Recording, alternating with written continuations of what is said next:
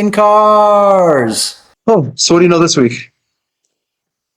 I know Anything that good? I've been doing just boring things on my truck this week, like ignition lock cylinder, Momo steering wheel, getting rid of like the stock Toyota setup. So kind of getting ready to, I don't know, maybe take a day off this week and actually build all my upper control arms and stuff and get ready to do an actual install. Nice. That sounds pretty awesome. Progress is progress, right? Yeah, I need to get it done now. This last week for me was like just finishing up, buttoning up, like welding small areas in the Roadster, finishing up that and catching up on some of the stuff on the 66 Mustang as far as getting things a little more buttoned up for the engine transmission to go back in. And it's just like you're kind of said, it's just small stuff that like doesn't seem even worth talking about. Yeah, It's like all sometimes the the little things really aren't not exciting. glamour. Yep, it's got to get Some of done it's though. not glamorous. It's just dirty. Mm. So you have any like favorite car movies? Do you love car movies? Do you hate car movies? I have, oh, I guess that's not technically a car movie. My favorite movie of all is World's Fastest Indian. It's about Indian motorcycle, Hmm, sure. Oh, but that's valid though. there's some car stuff. I would say um, American Graffiti's obviously like way up there. Bullet. We don't even have to mention Fast and the Furious here. Is that even a car movie anymore?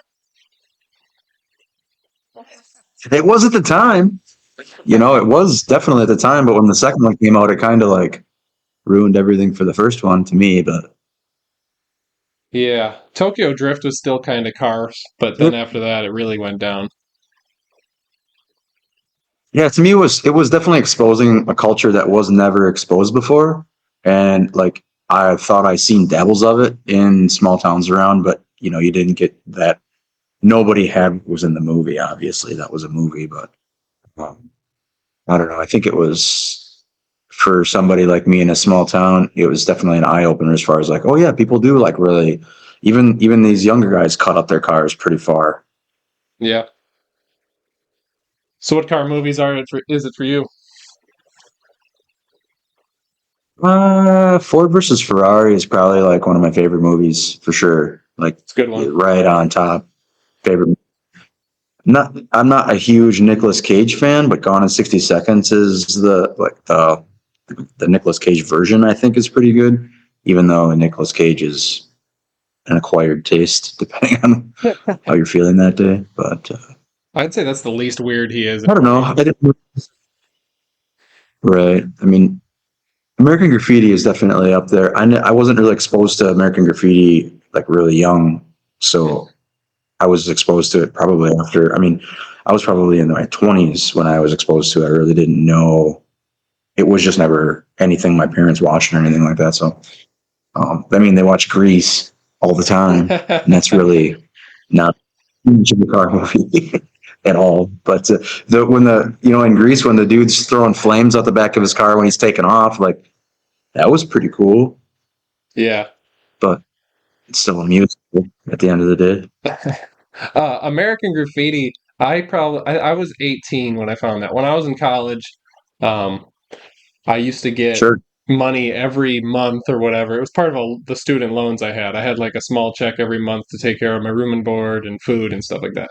And I had a little bit aside, and I would go to. There was this place in Wyoming called Hastings, and it was like a bookstore, movies, things like that. And so I would go there and I would buy a new car movie every month. And American Graffiti was one of those I got, and I just like could not believe I had waited that long to see that movie.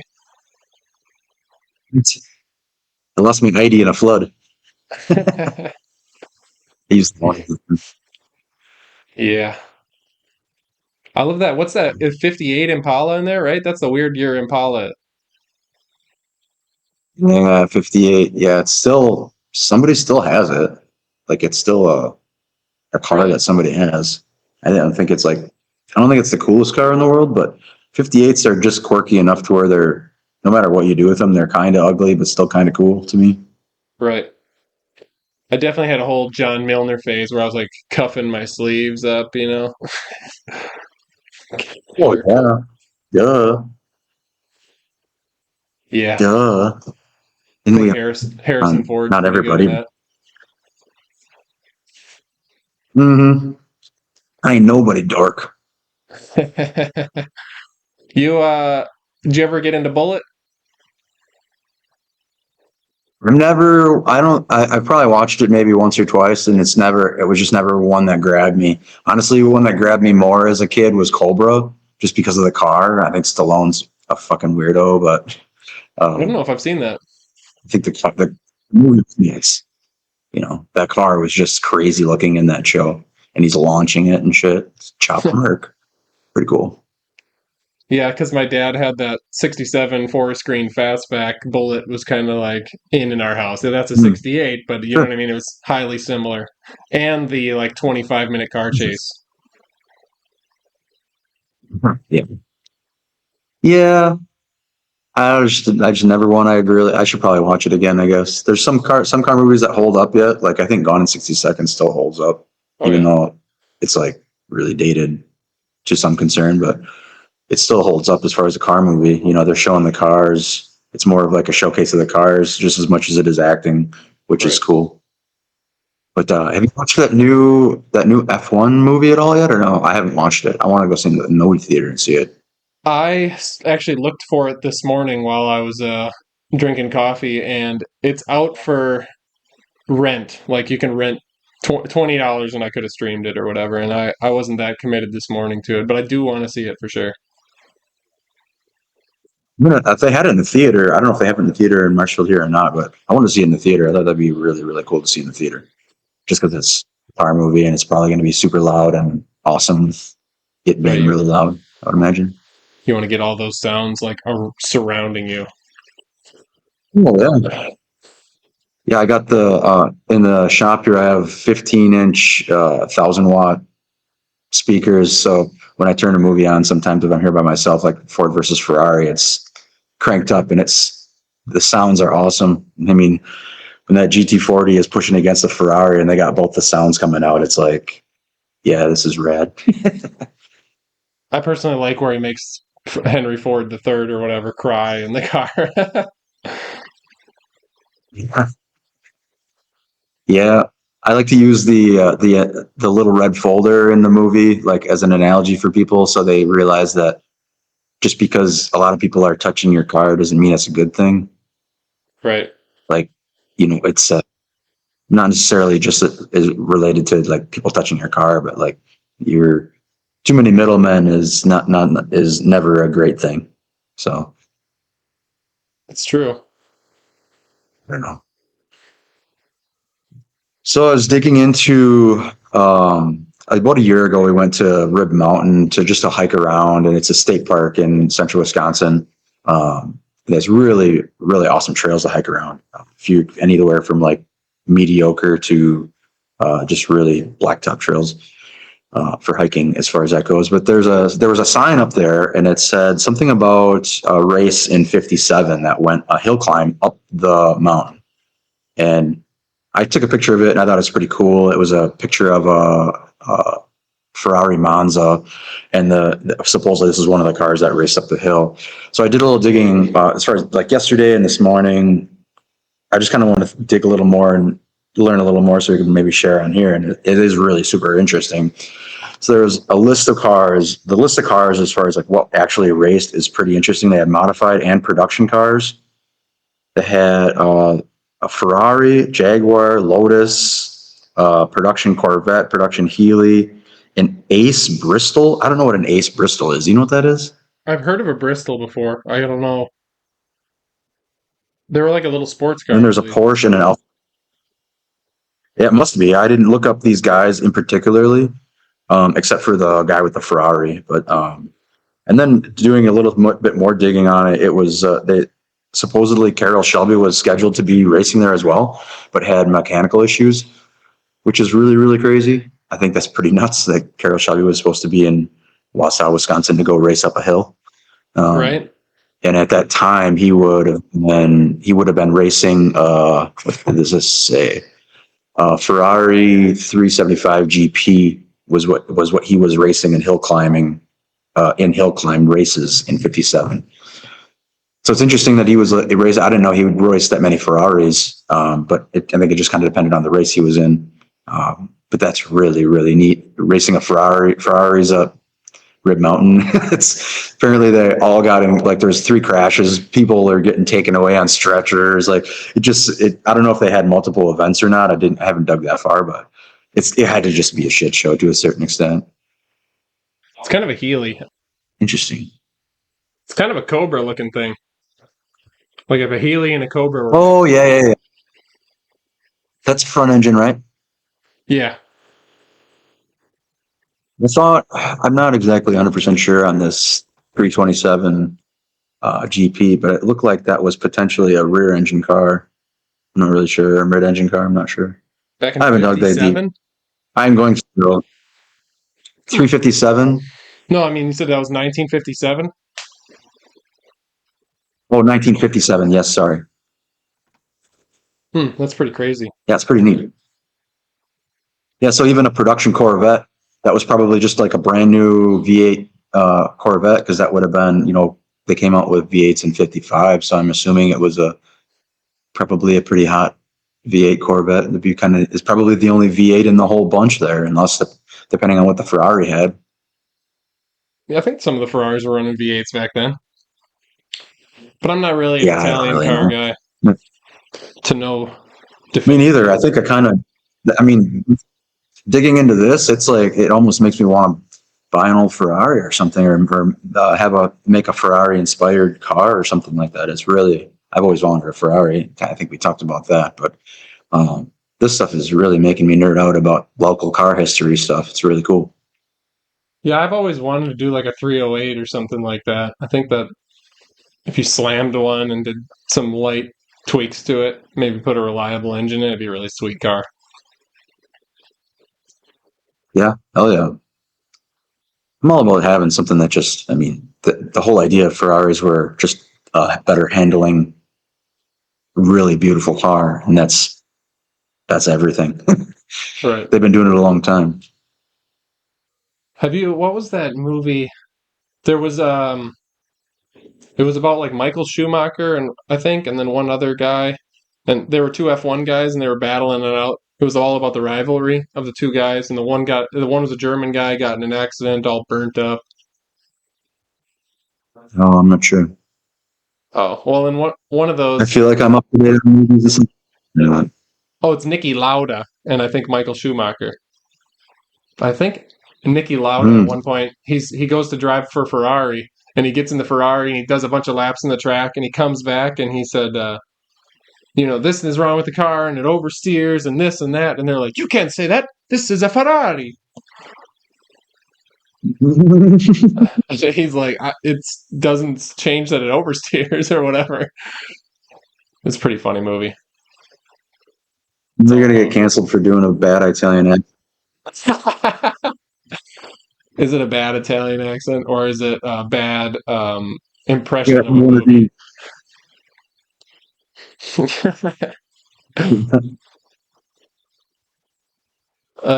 Shit, that's funny.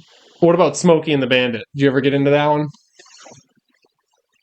My parents did. They watched it a bunch just because it was, the show to watch. It's all right.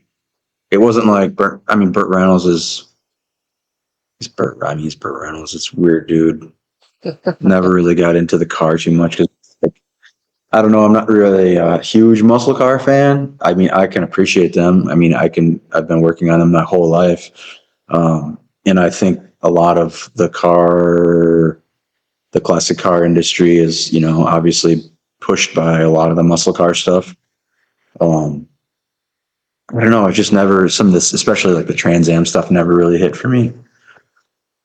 Do you think that the muscle cars industry being so influential is really the cars, or do you think it's like the age of the people with the most money? So like all the guys now, let's say the people now that have the kind of money to spend on the car industry were probably young and influenced by by the cars that came out at the time, and that'd be like the muscle cars. And then, obviously they tell their kids Yeah, stories. Well, I'm a victim to that. Do you think it's that, or do you think that right. they were that influential of a car just in general? I think the influence of the car at the time it came out, there's a reason they're called muscle cars. The cars previous to them didn't have the power they did. So it's like it's a generational thing combined with the cars coming out at that time. So what I mean by generational is like you have Mercs that were built in the 90s by guys that wanted them in their height when they were in high school. And they have like this 90s tweak to them because that's when they were popular. That's when the guys in high school had them, had money.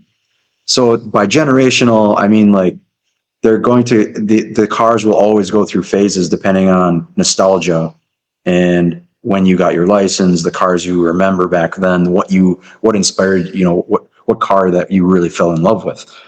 And then there's also when those cars came out and how they just kicked ass as far as the previous 10 years of cars and behind them, like they walked all over them. So you combine those two together and boy, that's like some of the best automobiles you could say had ever been made. I mean, and then 10 years later, they're terrible, Right. again, but I don't know. That kind of makes me So it's weird. Go kind of ahead. makes me realize that like there's the big boom of 90s Japanese cars, and then if you think about how old Oh, we were, those were pretty dude, influential cars. I seen a 90 CRX yesterday, like cherry. I'm like, dude, that's like 15, 20. Come on. Yeah, isn't that crazy? That's Uh, crazy. my brother painted a CRX and had two friends with CRXs when I was probably, I don't know, 12, 13 years old. So I was around those a lot. And they were pretty quirky, cool little cars. And he had an Integra, and then I got into the 240 SXs. Thankfully, I got into rear wheel drive stuff at least. But yeah, it's amazing the values True. that have gone up and down on the 90s JDM stuff right now. Hmm. Kind of the muscle Yeah. car of our era. Yeah. I mean, there's even the muscle cars of our era. You could even consider like the Talon Eclipse, like the all-wheel drive turbo 6-speed versions. Those things were freaking rocket ships, for in the early 90s or mid 90s and stuff. Those things are crazy fast. Like the stealth shit like that. Yeah. That was just obtainable fast cars, I think. You know, Yeah, I had a you could also buy 91. a Cutlass for boo. I had a 91 Talon TSI. Boost was turned up on it. When we worked together, for a little while, I got it in a trade deal. I traded a Kawasaki ZX7 that I did like a full frame off restoration on. Like started with a sandblasted frame and redid an old crashed race bike, and then I traded that bike for the Talon. Plus, the guy gave me, I don't know, $1,500 or something like that, and that thing was pretty wicked. Talon TSI all wheel drive, and it had the boost turned up to like 21 psi or something like that. It was pretty rowdy. It was a rocket It's ship in funny. the snow because you just point it and shoot. You know what I mean? Just slam the throttle and point, and it would pull you in that direction. But yeah, No actually, doubt. got a funny story about that car. When the guy wanted to trade it to me, I had recently had a kid, so I wasn't really riding the bike a lot, just because you want to be home. And I took so the guy, he wanted to bring the Talon over for me to see it. And I said, you know what? My wife goes to work at, I don't know if it was 7 or 8 or something like that. I said, bring it over before she goes to work so she can take a look at it and decide. And so he had pulled Say up to the after. car, had given me keys to it. We're talking in the garage. She comes walking out in a pair of scrubs, getting ready for work. And I was like, hey, you want to check out the car? And she's like, sure, I just got a little bit of time. I tossed her the keys to it, and they kind of gave me a funny look. And she hops in it, manual, backs it out of the driveway onto the county road, and her tactic with cars is she doesn't want to choke a car off and just like, first time she drives it. So she just mashed the throttle and dumped the clutch out of it. All-wheel drive burnout out down the road, hits second gear, squawks them in second, goes tearing off. Both these dudes are in my garage looking at me like, what just happened? And then, a couple minutes goes by, and she comes rolling in. She gets out, shuts the car off, tosses me the keys. She goes, "It's fine, up to you." Gets in her Pontiac Aztek and then leaves for work.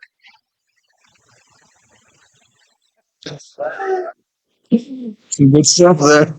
That's really good. That's really good. It's up to you. And then I was like, well, It's tires. I'm going to talk to her later. I'll get back to you. Nice. But that one ended up... Yeah, like word shit. They were confused at first because I was tossing my wife the keys to a manual. And apparently girls can't drive stick. I bet they talked about that story more than you did. Oh, yeah. Yeah, then with that car, the reason I quit driving it, I was driving home. It was probably shortly after we started working together. It's probably when you don't remember it. But I was driving home one day, Sure. 35-mile drive or whatever, and going down, remember the name of that highway that from whatever towards Mosinee. And I was driving down the road. 153?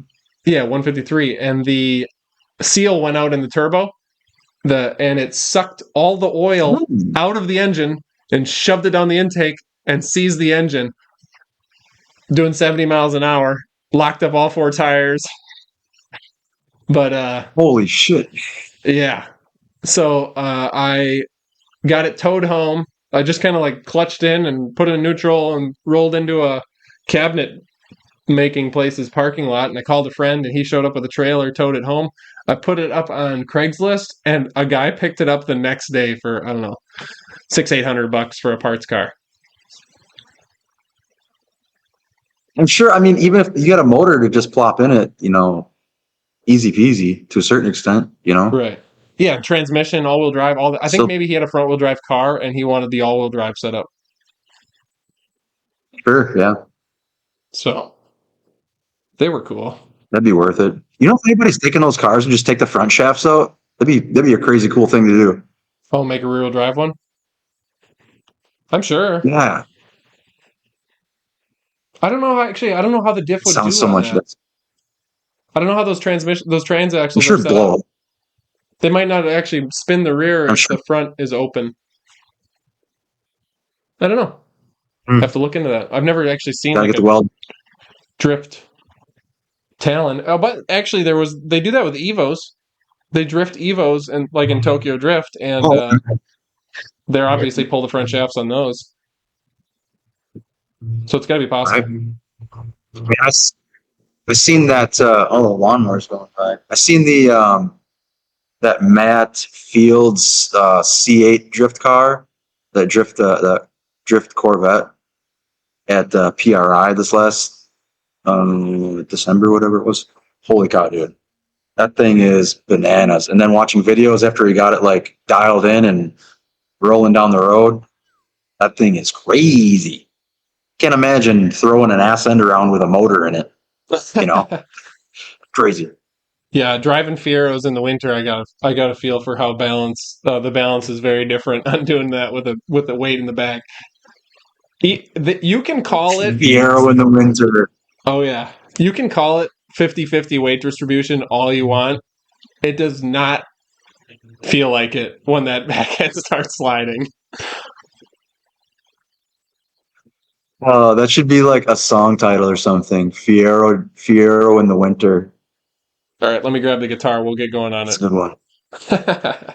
Dude, that's what I'm saying. Like, that's a good one. It'd be a banger. I'm always saying that at work. Somebody will say something and I'll go, "That's a country song right there." Mm-hmm. Oh, hell yeah. I like redoing lyrics to country songs. Like, this is what they should have wrote, singing along to that and freaking my wife out. It's pretty good stuff. Everybody likes doing that. What's up with this? I want to Yeah, say 57 behind you. I've seen that in the background of a lot of pictures before. yeah. So we did. It was a. I was in a car club with a guy, and him and his wife. They have since. I mean, the car club had kind of split up for a while, and after we started the business, they had this 57 that they wanted to do some stuff with. Mainly, it was they had a motor that they wanted to put in it. It was just like motor replacement stuff, and I was um, basically had a guy come in, had farm some of the stuff out mechanically. You know, we had the new motor that we were going to put in. Found out the new motor they brought for it was had the wrong bolt pattern, so we ended up opting to rebuild it. A lot of it kind of just snowballed into, hey, while we're doing this, let's do this. While we're doing this, let's do that. So that we put new front floor pans in it. Uh, Repainted the dash, repainted the engine bay. The engine is the same, is like the teal color. So they kind of wanted to do some color matching stuff. The car actually has a really, really, really cool history. It was originally bought on an Air Force base, a military base. It still has a sticker on the front bumper, and they actually know the name. I think his last name was Vernon, or they named the car Vern after the guy that drove it on the Air Force base, and actually has aviation seatbelts in it as well. It's really, really neat. That's cool. But so the motor's rebuilt. It's ready to. We're basically waiting on interior guys to get the B pillar because it's 4-door. It's a 150 model, so it's actually a 57 with 55 side trim. So it's kind of quirky, neat that way. But it's when you buy aftermarket stuff for it, it's not necessarily made specifically for this model. So some of the interior stuff had to be sewn together. I have another local guy that does some interior work and metal shaping. Actually, do some of the work on the interior. He's going to get the headliner in it, so we got to get the B pillar stuff put in, windlace, headliner. Then the front, then the glass, and then we're going to satin clear the whole outside. But I was kind of waiting for, I kind of want some of that stuff to be last. We're going to pinstripe it, satin clear the outside, just because so it has the cohesive patinaed sheen, whatever, to it. It's definitely a cool car. It's just waiting on the next guy because I'm not doing interior work. It's not anything I can do efficiently. Right. It's got a really sweet patina to it. It looks always good as like a contrast piece in your shop. Yeah, I mean, to me, some of the patina stuff, the patina on this is, I don't necessarily know if I don't think it's actually, some of it's real, some of it's like kind of blended into other stuff. But even some of these higher end cars that people are building, they're leaving the outside patina and everything underneath being really nice and fresh. And that's kind of the vibe this is going to have. So everything brand new, and the interior, it's all the teal and black interior. So it's going to look really snazzy. And it'll actually match the engine and everything under the hood too, which is really cool. So it's got its own vibe. She's absolutely in love with this car. I think she's got a purse that matches it, and sometimes she has her dog painted the same color, like it's a poodle thing. So yeah, she's very, very cool customers. Now I'm wondering if I can start a dog painting business. Yeah, it's like the groomer, the grooming, it gets like I think they live in the city, the Fox Valley area, so I think you can pretty much get whatever you want as far as grooming and stuff like that. I do think that's There's interesting money in it, dude. that's a 150 net, because I from the side pictures I've seen of the car, I just at a glance thought it was a 55, but when I was talking to you and I see the front bumper, I'm like, that's 57. So that's why I was kind of questioning when I said Yeah, most everybody says that it's the front end and then the fin, the peak fin on the back that throws everybody. Then they're like, wait a minute, this is a 57. I'm like, yeah, it's a 57 all day. It's like leftovers. I don't know. I literally think it's leftover stuff that GM had.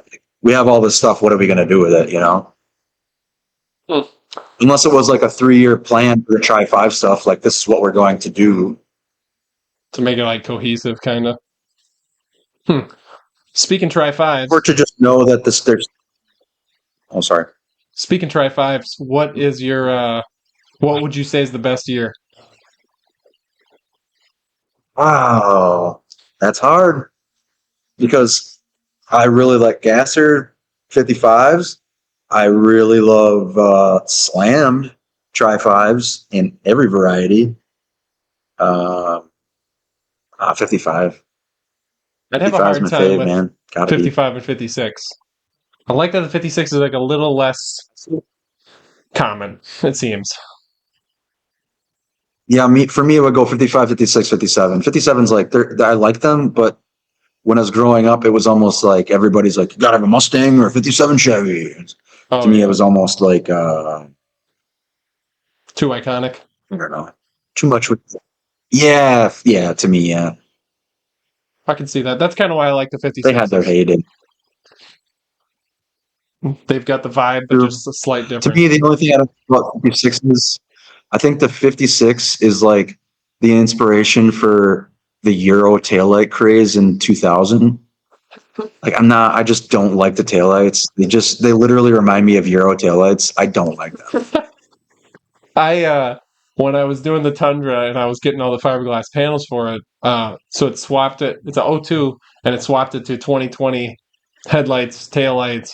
And when I was buying lights for the fiberglass Sure. kit, I'm like, I want to get something that looks good, but I don't want to end up with something that is Euro taillights in 10 years. I would literally Yeah, was saying yeah. that to people. Like you saw it everywhere, and it's so awful.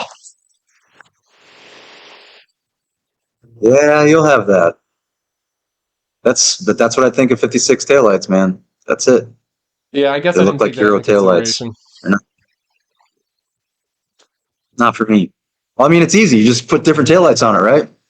Easy Easy peasy. peasy. Just just put some bullet Cadillac taillights on it. That fixes everything. Yeah, and have them stick out so you're catching your knee with them and shit. Oh, I was thinking French them in so they were just like sticking out this far. Wow. See, even that French stuff, some of that stuff is like, I feel like is dated.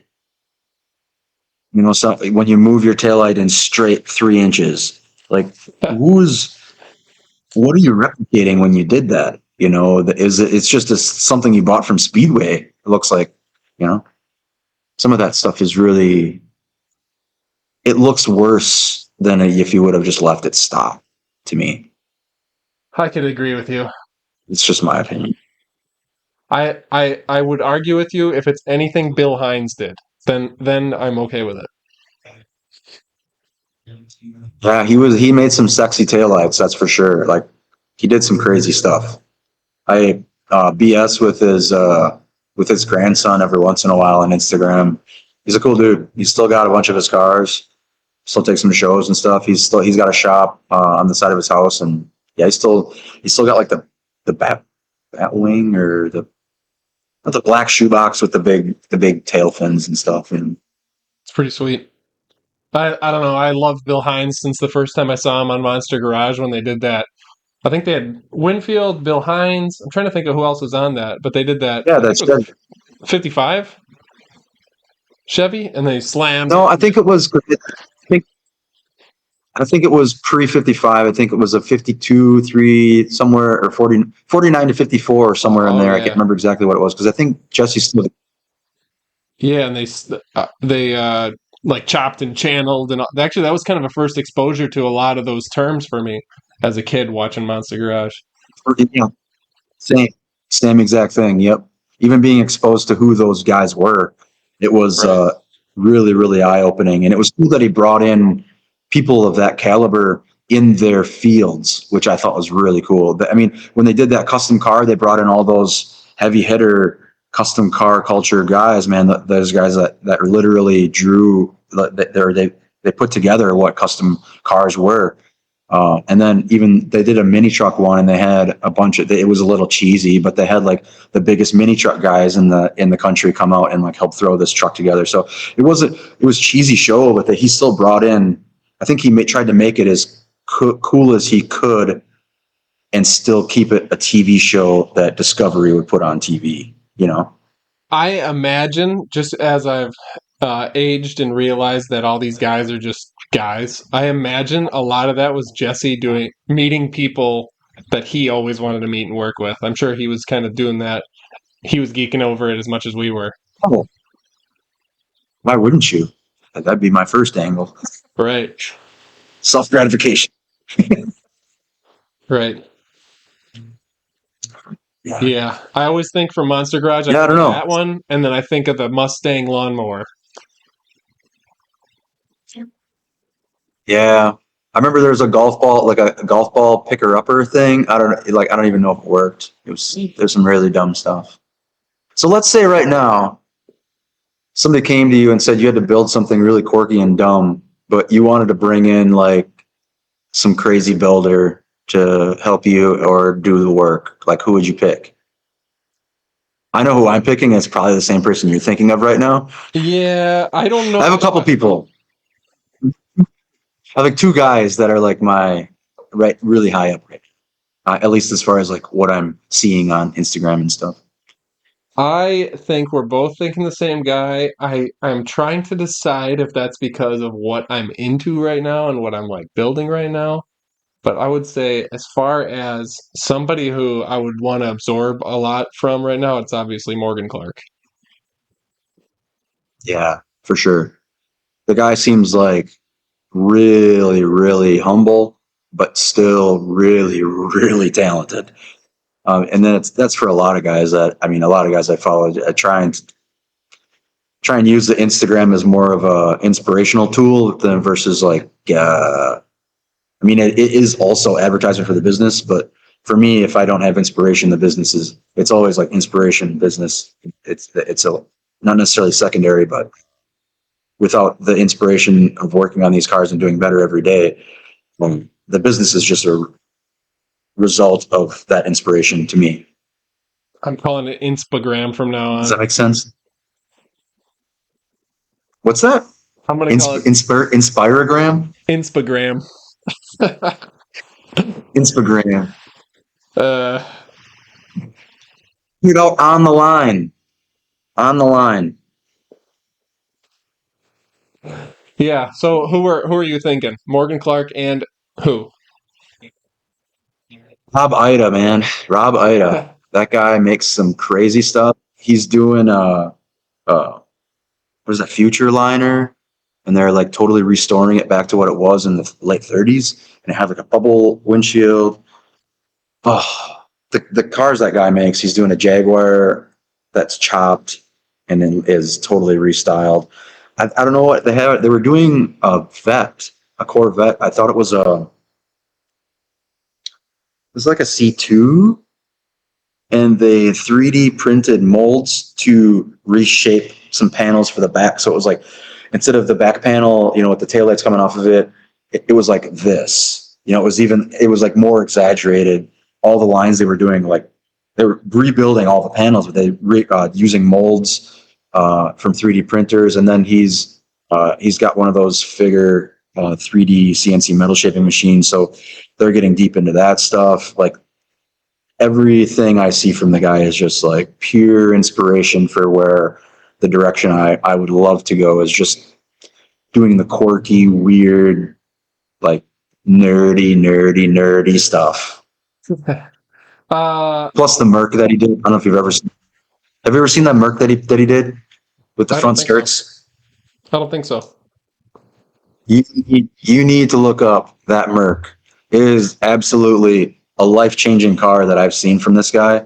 I would never thought that a 40s car could be a 40s Ford Mercury, whatever, it's a Ford, could be at the level of, I don't even know. You're like Concours d'Elegance sitting next to some crazy expensive cars, and this thing almost outshines them. It's bananas. The front skirts steer with the tires as it turns.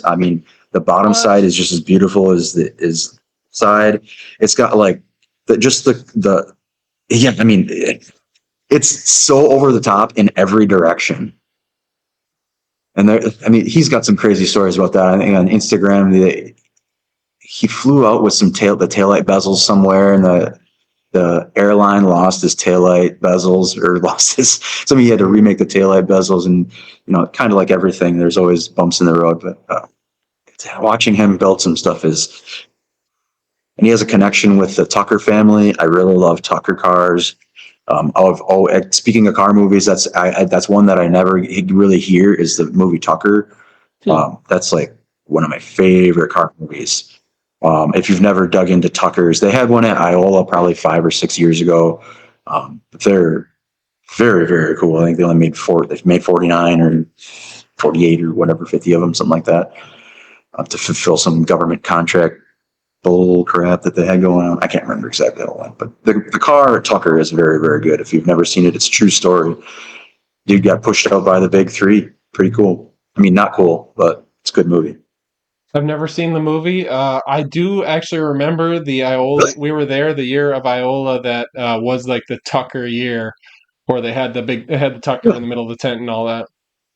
Was it in the tent or in the building? But yeah, I remember going and checking it out. Well, it depends on when you were there, because we were there. I think we camped there that weekend, or we camped there one night that weekend, and we wanted to see it. We were walking around. It was after I was like 6. It was probably 7 or 8 o'clock at night. And everybody kind of walks around the swap meet area and stuff.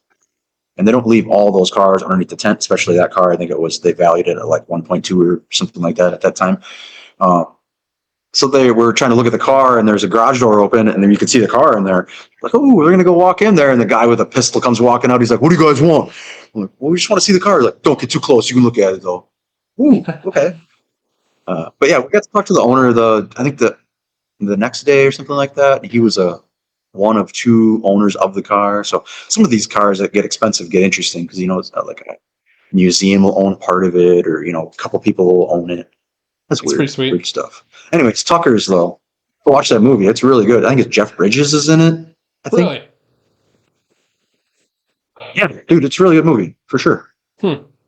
Everybody watch Tucker. We watched it in hike school. School, Billy. I'll have to add it to the list. Iola and like car shows and swap meets, because we would go to Iola really for the swap meet, just because I just love walking around and looking like at all of that. And Iola fading away was one of the things that pushed us to move out of Wisconsin, because like that was one of our big events for the years. We had to go to Iola, and as it just every year got sadder and sadder and sadder, it just kind of got to the point where a couple other things happened where like there's just nothing keeping us here anymore. I mean, from a car builder standpoint, there's a couple people that show vehicles there. But I mean, you used to see. I remember seeing Chip Foose wasn't there, but he had a car that he built there. Ring Brothers used to be there. There's a shop that has a little spot, like a spot on the grounds there, that they do like chops when the show is happening, but it's not like it used to be. There were builders that would bring cars and huge trailers and stuff. It used to be big, like, a Good Guys show was, but now it's turned into a little more of a glamorized swap meet that has been, like you say, has been fading. You can't. I think in the car corral they used to have 600 spaces. And they're bragging that they sold out, but they decreased the number of spaces to 300. So there's all kinds of things where they say that they're doing great, but at the same time, when you walk around, it's really, some of it is exactly the same. Some of the corners of the swap meet, you probably recognize people exactly the same, but then you walk in some areas and there's a whole row gone and it's a blacktop road. And you go in some other areas and there's no vendors in like a gigantic area. There's just a big, just field. So it's weird. And, it's not as concentrated with car parts. I don't know if you've ever did you ever go to Jefferson when you lived up here? I'm sure you did. I didn't go to Jefferson. Nope. Never made that one. So Jefferson is actually, from a swap meet perspective, I heard that you have to have so much percentage of automobilia, I guess you'd say, on your spot. The concentration of car parts on the swap area spot is like probably 5 to 10x, depending on the swap spot from Jefferson versus Iola. Iola is like almost a joke in comparison to some of the swap spots at Jefferson, but then the swap at Jefferson is also smaller. So that was just my perspective anyways. There's definitely a lot more car parts at Jefferson, but it's not as big, not nearly the amount of money rolling around. Right. And the car show is not necessarily, I mean, the day we were there, I don't think there were any show cars there. Yeah, but at Jefferson, do you ever get to hear, come get your famous Iola chicken dinner over the radio all day long?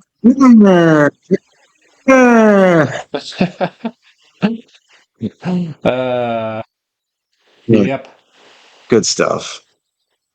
Yeah, we always They had to have a get lot more food options there though now.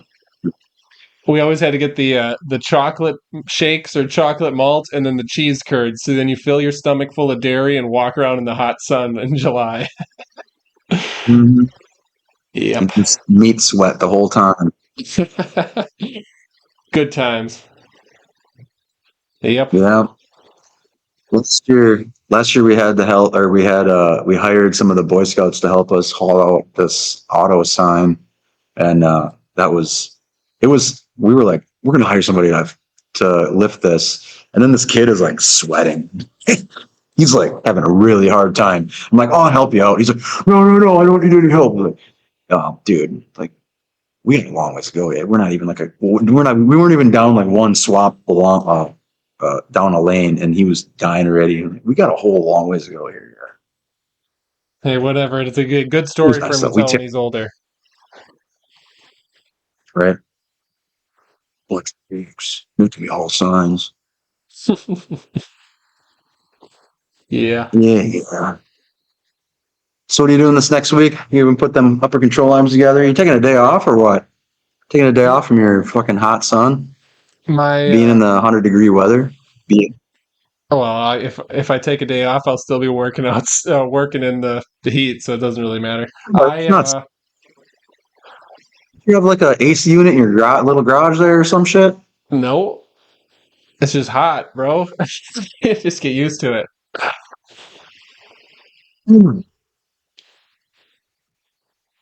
You can't figure it out, can you? It's like, no. I was sitting in the sun yesterday, and it was like, I think it just creeped up on 80 degrees, and I'm a little, I don't know if you can tell or not, I'm sunburnt and sweaty yesterday. 80 degrees and I'm dying.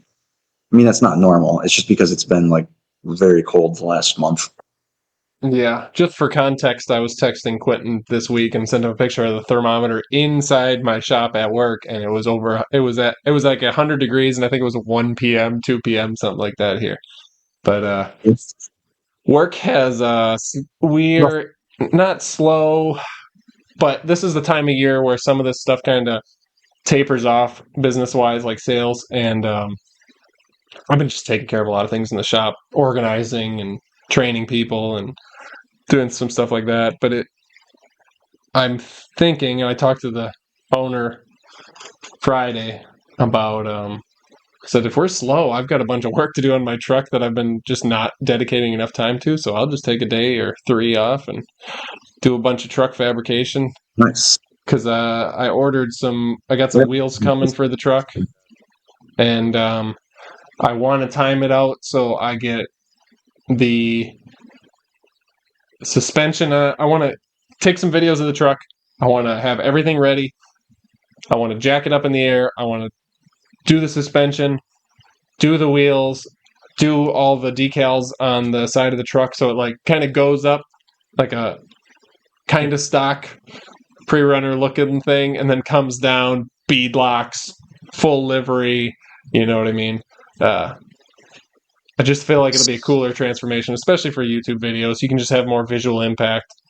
Plus, I got to get some videos of the droop changing with the new suspension because I'm going to be going from like 8 inches of travel to 18 inches of travel or whatever. Yeah. Yeah, that's a lot. Are you gonna like actually jump that thing? I 100% want to actually jump that thing. I've been trying to spot places out. We really wanted to jump our Bronco when we got it, but now I just kind of want to gradually hand it off to the next owner. Yeah. I'm surprised you still have that thing. So nobody wants to buy anything. Secondhand stuff, like if it's a couple-year-old car, it seems like it's almost impossible to get rid of. Somebody would rather go buy a new one. That's what I'm seeing. Not me. But yeah, I can see that. Yeah, I was there once. That's why I bought the thing brand new. Apparently, what a mistake. My dad said the same thing. He only bought one new vehicle in his life, and he said he regretted it the day he left the parking lot with it. Yep. Yeah, we were gonna trade it in, and we were offered. That was last year, so it would have been a 2-year-old vehicle. Well, it was still 2 years old, I guess. So it's year and a half old vehicle, and they were offered us trade in value a little over half of what we paid for it. Wow. It's like, No, thank you. pass. Yeah. Unfortunately, they have most people really like in a bind. It's the whole system. Nobody knows how to maintain cars anymore, and they can't really afford to pay shops to maintain a 10-year-old vehicle. So everybody kind of gets locked into you just buy a car with a warranty, and you buy a car with a warranty, and you buy a car with a warranty, because as soon as that Yeah. warranty's up, it's going to need a lot of work because they I don't mean, last. number two though, I'm guilty. I'm in the industry and I'm guilty of it Yeah, I to get a it. certain extent. I just want to drop it off. Your problem. I have enough car problems. Here's fix my car problem.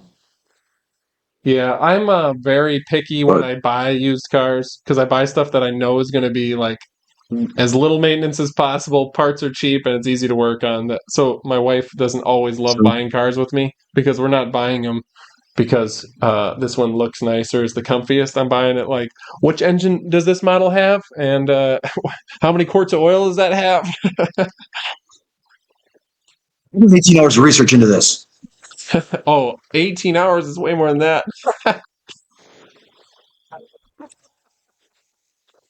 That's Yep. fun.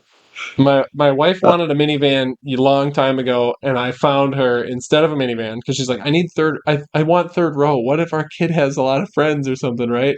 Or he's on a baseball team, right? Thinking mom stuff. And I'm like, you're right. What if we do need third row? So then I found her a 1996 three-quarter ton Suburban with a 454 and a turbo 400 four-wheel drive. My baby. Easy to work on.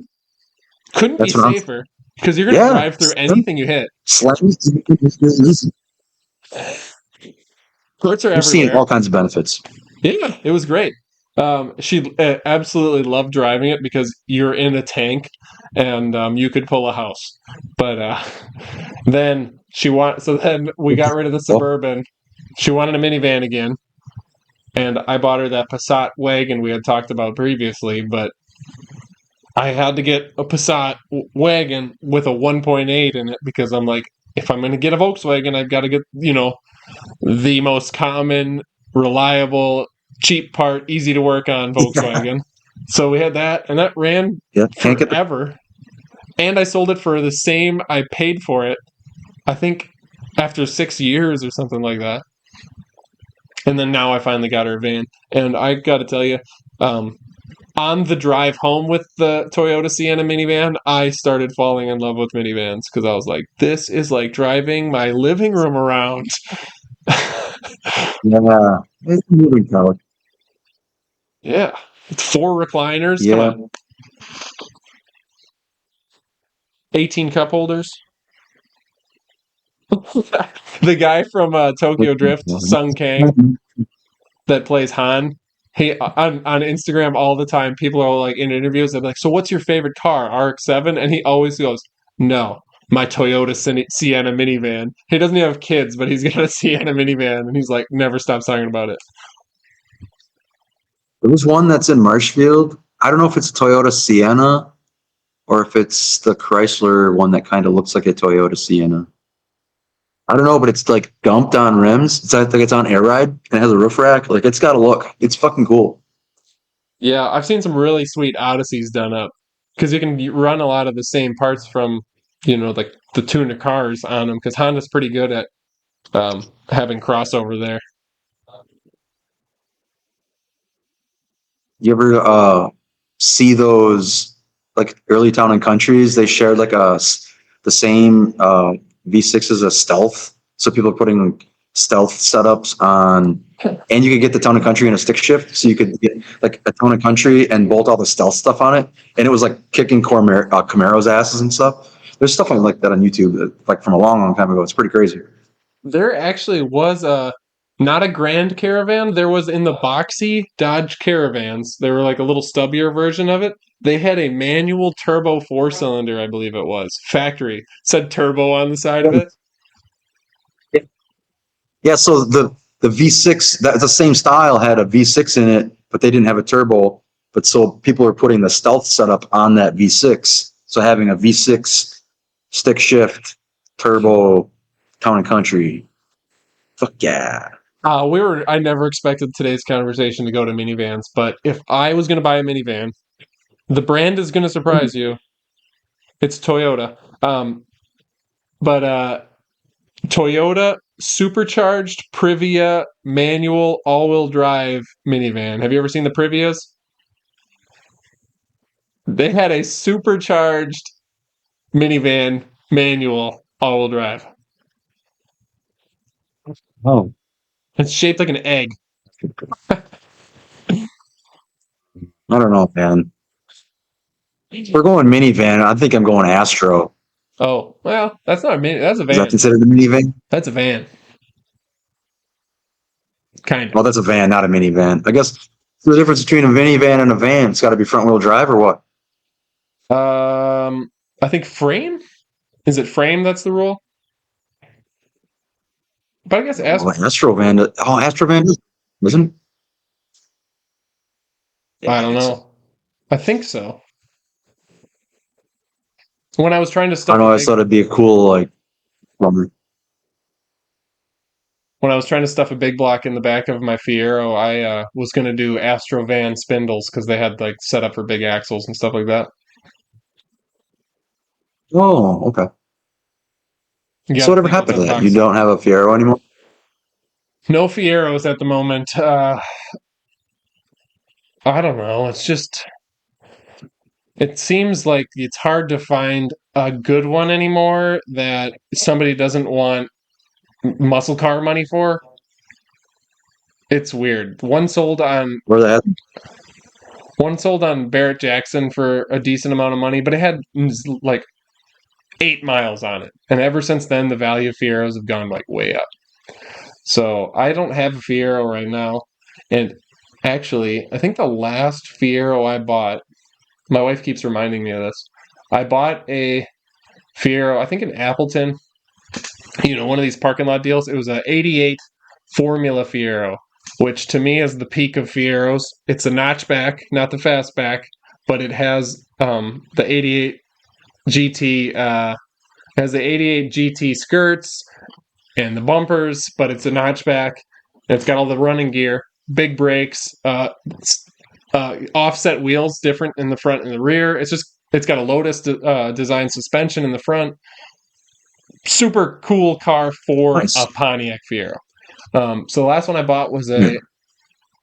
'88 Fiero Formula, and I had some weird stuff happen with that. Like, with the first week I had it, I got hit pulling out of my driveway by an Infiniti Q56, which, if you know what that is a huge vehicle. And he hit me in my Fiero because he was doing like 60 on the snow in a 45. And I pulled out like to go around a corner. I was just going to go out of my driveway and then hit the next road, which is not even, you didn't even have to straighten out. You could just basically cut diagonal across. And his headlights were way down, and I was like, oh, it's snowing. The speed limit's 45. He won't be doing that fast. And he just came through and hit me. I felt like an air hockey puck sliding across. And then it hit me, and I slid into a van on the intersection, a FedEx van. But thankfully, the Fiero is plastic. So when I hit the FedEx van, I didn't even dent it because everything just went burp. But so the FedEx guy actually ended up just leaving. like the cops came and whatever. And then while I was dealing with that, I get a call from a police officer who I had a lot of history with from when I was a teenager. I don't know, that might be a story worth telling.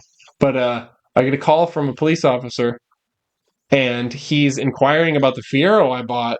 And I'm like, what's up with this? And he goes, well, can you tell us where you met the person that you got this Fiero? And he started asking a bunch of questions, and I'm like, what is going on? I have a title. It's clean. What do you mean? And he's like, yeah, um, I guess I was just trying to get some answers out of you. The guy's got a warrant out for some stuff, and we're trying to find him. And this is the only connection we've found so far is you bought a car from him. And I was like, whoa, I don't really want to be the kind of guy that's like buying cars and then snitching on people. So I just told him, I was like, I don't know, I met him in some parking lot in Appleton, which is true. But I wasn't trying to not help the police, but I was more so, snitches get stitches or whatever. I don't know. Kind of got to wash your hands slowly back into the bush on that one, you know? Right. Yeah. So that was interesting. I ended up just having to pay a not following signs ticket for that accident, and that was it. But whatever. I think there was split fault on that one. But if you get hit in a Fiero, you're like basically, since it's a space frame chassis, it's like a Corvette where you've got basically a monocoque around you, so you're like completely surrounded in sheet metal, and you've got a roll cage of sorts around you. So when I got hit, there wasn't like crunching. It just that QX56 hit me, and I didn't have traction, and I just went boing, and I slid off of them, and then I spun, and then I smacked into the side of a FedEx van, and then I just drove to work right after. But so Same car? I had a really nice, same car. I drove right to work after that, after getting hit by hitting two cars in one. But my really nice Fiero Formula was only really nice for like the first week I owned it. I think it might have been the second day I had it.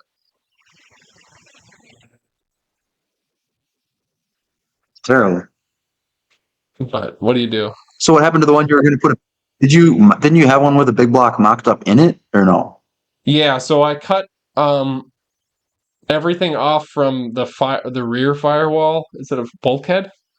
We call it a bulkhead. The rear firewall back. I cut everything off, and then I welded in. I did square tubing lower and square tubing upper for the frame rails, and then I had it was actually a big black Cadillac, a 429 Cadillac. Does that sound right? 429. I think it was a. Yeah, I'm not sure. I think it was a 429 Cadillac I had mounted in there, and I can't remember what transmission I had found that was supposed to maybe it was like a Tornado setup that I was going to bolt into it, and then I was going to do Astrovan knuckles or spindles on it so I could have the big brakes and that. And that car was an 85, and I had taken an 88 suspension and retrofitted into there. They took some frame modification, stuff like that, but I did that, and then I had 14-inch Brembo cross-drilled rotors in it, 4-piston calipers.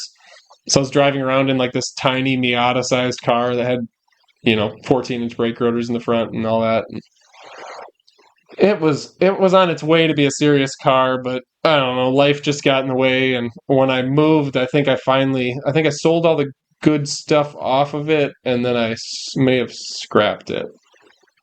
I don't know. I got when I moved, So nobody did anything with it. I sold the motor separate. Sold the front suspension, sold the brakes. I just went through and sold everything, all the body panels. I had a bunch of rare 1980s Fiero accessories. Like there was like the roof scoops that went over the roof they were supposed to be for induction, but really they were just for cooling. I had Sure. really you'd have to be a real geek to know what it is, but in Canada there was a company that was taking Pontiac Fieros in 1987, and they took 38 of them and they rebodied them, did a whole new interior, and they sold them as an Entera Viper, but they spelled Viper RE instead of ER because it was like French Canadian or something. Um, so this Antera Viper, they were or Vipre or whatever you want to call it, they were actually selling these in Pontiac dealerships in 1987, and I had an upholstery out of one of them. So between parting the car out and selling that upholstery setup and selling the roof scoops, and I had like a whole cast aluminum Holley dress up kit. So it was like a air cleaner cover, valve covers, intake, all sorts of stuff for it. I sold all that Holley ram air intake setup for it. I don't know. I actually made out good on the Fiero sales, but That Viper thing, that's a pretty cool looking car. it's kind of like it's almost like a Pantera styled Fiero. Yeah, it's like exactly. That's what I'm seeing. It looks like a cross between if a Fiero and a Pantera had a kid. Right. The reason I ended up with that That's upholstery kit from one of 38 cars was because I got in touch with the guy. So everybody's seen V8 Fieros with small block Chevys in them. yeah. I went to when I went to Claire. There's a guy that had one. Yeah, back in I think it was 1984. Right away, there was this Polish dude out of Illinois, and he got a Fiero, and he wanted to put put a small block in it. So he made his own kit to fit small block in the back of a Pontiac Fiero, and he sold the kit. And he took out ads in Hot Rod magazine back in 1984, basically new cars, and he was selling V8 kits for them already back then. And he made a business out of just that all the way until retirement. And I think that was like 7 or 8 years ago, maybe closer to 10. I went down to his shop. He was also doing like rebodies and things like that. And obviously, with the times, they moved into putting LS motors in them, and they were doing turbo LS motors and all sorts of crazy stuff. But he had one of the Anteras there, and it was for a customer that he had done some really high end Fieros for, where they were like chop top Fieros, V8, wide body, like all custom stuff. And this guy picked up this Antera for his wife, and they put a 5.3 in the back of it. It was full 90s fourth gen Trans Am upholstery in it. So they had the Trans Am dashboard, seats, door cards. They fit everything up like factory in it, and then had it custom upholstered white and black. It was pretty sweet. But I saw on the Fiero forums back in the day, if that doesn't date this, that they were having some problems with a painter for it. And because I like working on cool stuff, I just I commented on the forum and then on the thread, and then I also messaged the guy, and he ended up calling me, and I said, "Hey, I'll drive down to, I think it was in Beloit. I said I'll drive down to Beloit and I'll paint this thing. If you guys get everything prepped, I'll come down and just spray it." And they wanted a tri-coat Lexus white on it, so I went down and drove down for the day. I remember you doing that. You sent me pictures of that and stuff. I think that was a while ago, wasn't it? Yeah. 10 years ago. Is that what you said? I think it was like 7 to 10 years ago. It was shortly after we worked together, I think. And, Yeah. so I went and did that, and it was a super cool car. I sprayed it all in one day. I just brought one friend to help me out, but they had everything like prepped and laid out, and they had the whole shop plasticked and everything when I got there. I just like packed some ham and cheese and drove 4 hours to his shop, worked all day, and then drove 4 hours home. And then so that was pretty cool. And then I did that. I didn't get any money for it, but I got to hang out. And then we used to go to a Fiero show in Wisconsin Dells every year. And this guy was kind of like the king of the Fiero show because he was V8 Archie. He was like this figurehead of Fieros for the entire existence of Fieros. And so we'd just go down and we got to hang out with all the people and network. So it was worth it, and just for something fun to do.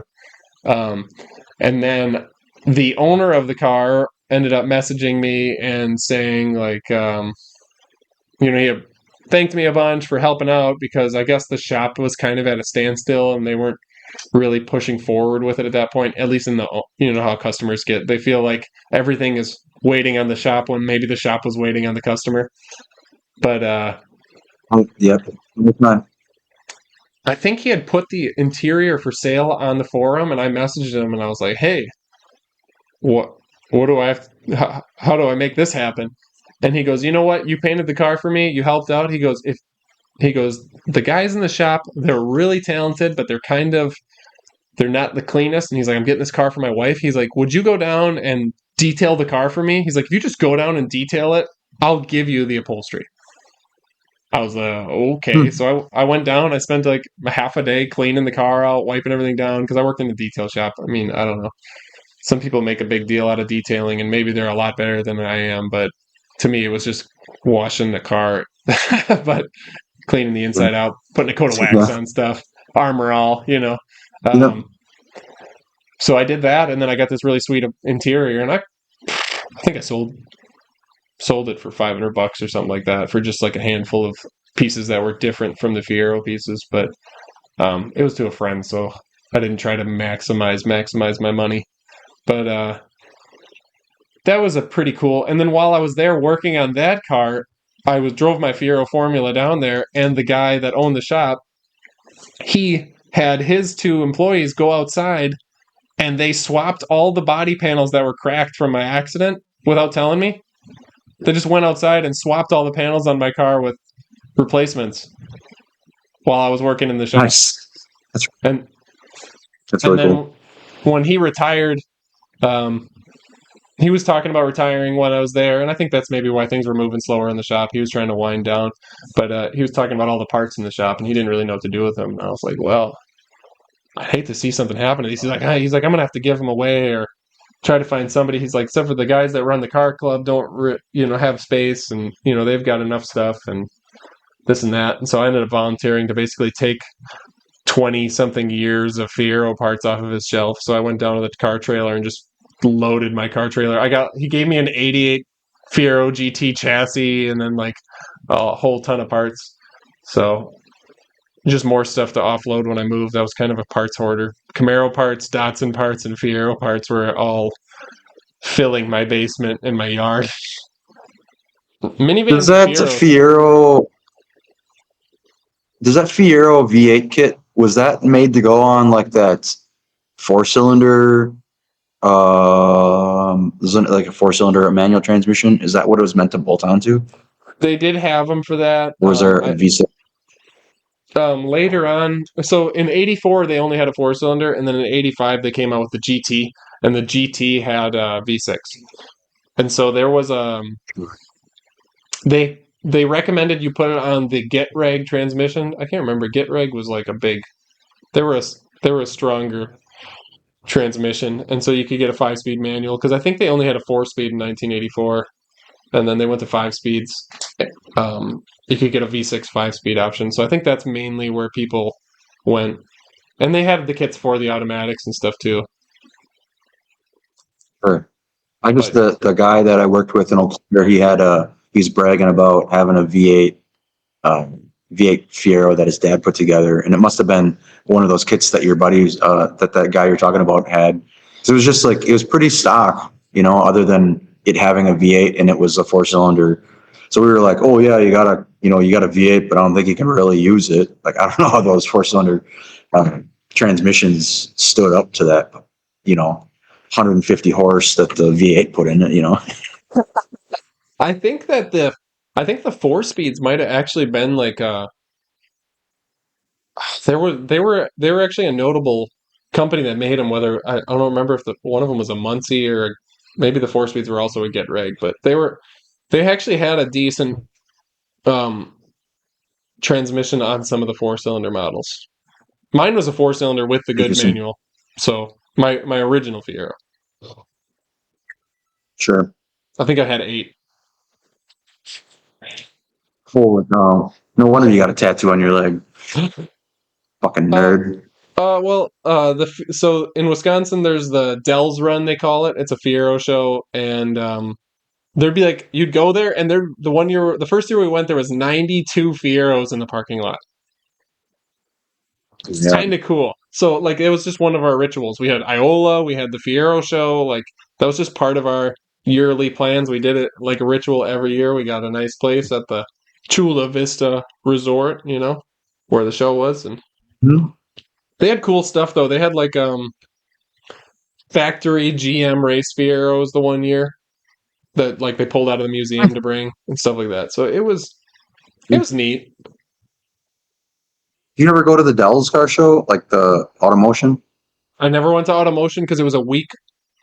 We'd go to the Fiero one, and Automotion was either the week before or the week after. So it was like a lot of money spending for a broke kid to go to both.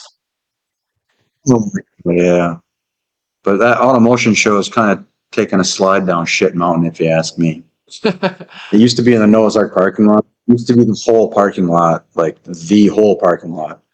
And since Mount Olympus took it over, it's a fraction of what it was. It's like what it used to be, but they're trying to monetize every portion of it to from what I can see. It's like when we tried to leave the parking lot for the Mount Olympus, it was like an hour and 15 minutes. And I'm like, I can see the exit. It's just the people that go to Mount Olympus for the water park are also sharing the same infrastructure to leave this place. And it was just a nightmare.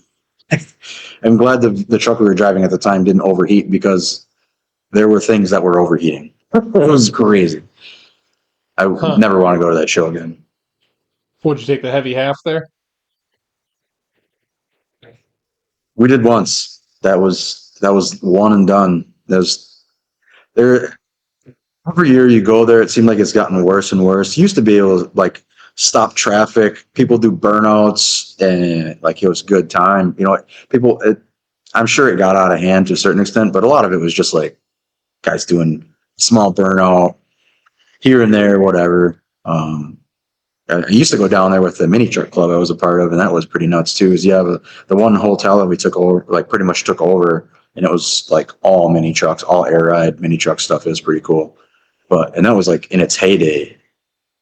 And drive around and play with your suspension and stuff, and in traffic is like a good time. It take you 1 hour to get up and down the strip, but that was cruising with all old cars. Now you go there and you're dealing with like, you know, traffic, normal traffic, and you can't get anywhere. It's just I don't know who and what caught on, but it's just ruined the whole thing. Wisconsin had a ton of good People got shows. in a lot of accidents. Yeah, I think we were talking about that hill climb thing earlier at Rib Mountain. I think it'd be really cool to either. I know the state park that's on top of the Rib Mountain is probably not going to entertain the idea of a race particularly, but if can you like imagine an event where like the most expensive cars in the whole area just cruise and park in on the top of Rib Mountain, and like have like a almost like a hill climb memorial show or something like that? I think that'd be Right. very, very cool.